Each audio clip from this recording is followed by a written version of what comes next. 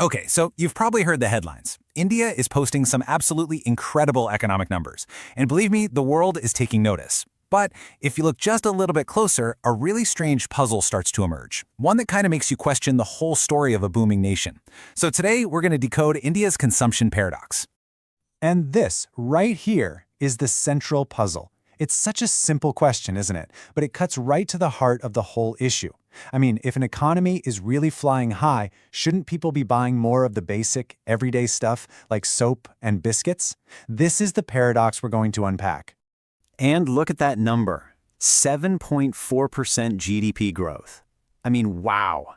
This is the kind of figure that gets international investors on the phone and makes governments celebrate.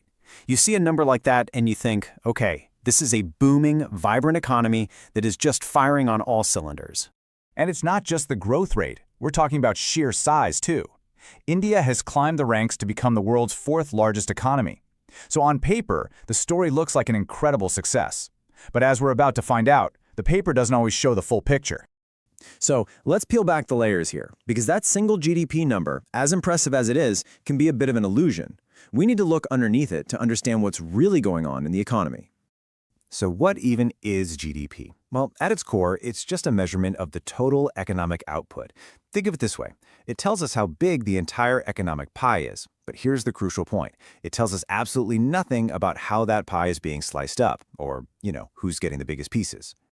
Now, I love this analogy because it just nails the problem. An average can hide the extremes, right?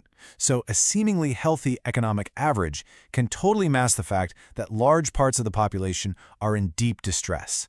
Just like a normal hospital temperature can hide the fact that half the patients are critically ill with a raging fever.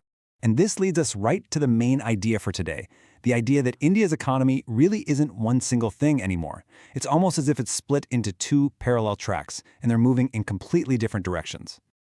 So on one side, you've got an economy of pure luxury, of confidence, of explosive spending. And on the other side? Well, it's a story of stress, of cutting back, and of a silent struggle. So let's dig into what's happening on each side. Okay, this is where the data really starts to tell the story. Let's look at the clear, and I mean really clear contrasting signals we're getting from the high-end market versus the mass market for everyday goods. First, let's look at India number one. The evidence is just everywhere you look. SUV sales, they're hitting all-time records. Apple is selling iPhones like they're going out of style. High-end apartments are sold out before a single brick is even laid. And hey, just try to book a premium hotel or a flight. Good luck, they're packed. This top 10, maybe 15% of the country is spending money freely and with enormous confidence. So, you might be asking, how does all this luxury spending warp the national numbers? Well, it really comes down to taxes. In India, luxury goods get hit with a tax, the GST, of up to 28%. That means every single high-end car or designer bag sold pumps a huge amount of tax revenue into the system, and that makes the overall economic picture look much, much stronger than it might actually be for the average person. Now, let's pivot and look at the other India, the India of the middle and lower middle class. And here, the story is the complete opposite. Sales volumes for things like soap, cooking oil, biscuits, they're flat, or in some cases even shrinking. People are actively downtrading, meaning they're switching from their favorite brands to cheaper ones. And any spending that isn't absolutely essential, it's just vanished, completely crushed between stagnant wages and rising food prices. The thing is, this isn't just some temporary blip. There are signs that the cracks between these two economies are actually getting wider. We're starting to see some new warning signals flashing. And one of the biggest red flags is coming from a sector that for so long has been the backbone of India's middle-class dreams, the IT industry. I mean, this is the country's largest white-collar employer. You can see the chain reaction here, right? It's all triggered by a slowdown in the global tech world. First, it starts with slower hiring, maybe even some layoffs. Then, those annual wage hikes that people count on become much smaller. And then, all of a sudden, this huge, stable group of people starts to feel uncertain about the future. And that anxiety, it spreads like wildfire, hitting everything from housing and retail to what people are willing to spend on education.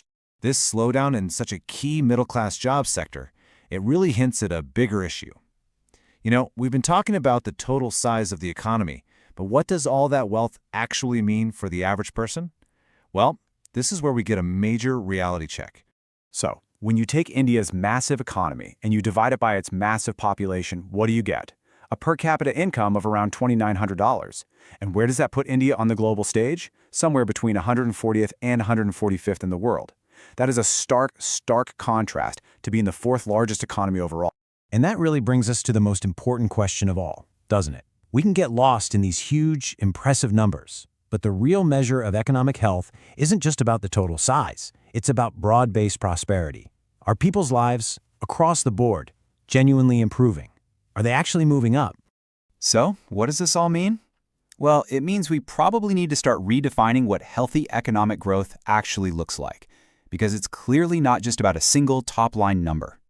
And let's be clear, the growth is real. The luxury boom is absolutely happening, but it's dangerously uneven. This metaphor just sums it up perfectly. We're raising the ceiling, creating spectacular wealth at the very top. But the floor, where the vast majority of people live, is showing some serious signs of stress. It's cracking under the pressure. And this really is the ultimate takeaway. A truly healthy, sustainable economy isn't just built on luxury cars and smartphones. It's built when soaps and biscuits and salaries all grow together. It's built on a foundation where that growth is felt not just by a few, but by the many. And that is the real economic story we should all be tracking.